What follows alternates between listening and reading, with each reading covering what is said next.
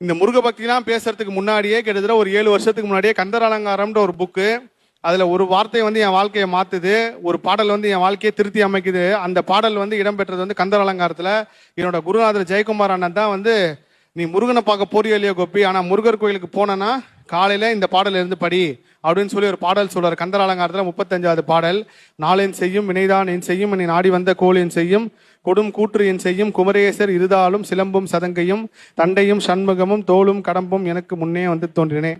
கிட்டத்தட்ட ஒரு 9-10 வருஷமா இந்த பாடல் வந்து எனக்கு அவ்வளவு மனப்பாடம்.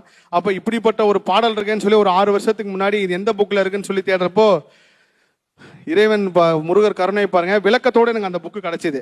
விளக்கத்தோட கிடைக்கிறப்போ கிட்டத்தட்ட கந்தர் அலங்காரத்தில் இருக்கிற பல பாடல்களை நான் ஒரு 13 பாடல் 12 பாடல் செலக்ட் பண்ணி நான் வந்து அந்த விளக்கத்தெல்லாம் மிரண்டேன். ஒரு தெய்வம், முருகர் தெய்வம் பாருங்க, கலியுகம் இப்படி இருக்க போது மனிதன் இப்படி துன்பம் அனுபவிக்க போறான், ஒரு வயல அவன் துயரம் அனுபவிக்க போறான், அந்த துயரத்தை மாத்துறதுக்கு ஒரு பாடல் கொடுத்திருக்காரு, ஒவ்வொரு விஷயத்துக்கு ஒரு பாடல் கொடுத்திருக்காரு அப்படின்னு சொல்லி நான் ஒரு 12 பாடல் செலக்ட் பண்ணி இன்னைக்கு வரைக்கும் இப்போ வரைக்கும் நான் எந்த முருகர் கோயிலுக்கு போனாலும் நான் சொல்ற மந்திரங்களை இந்த பாடல்கள் இருக்கும்.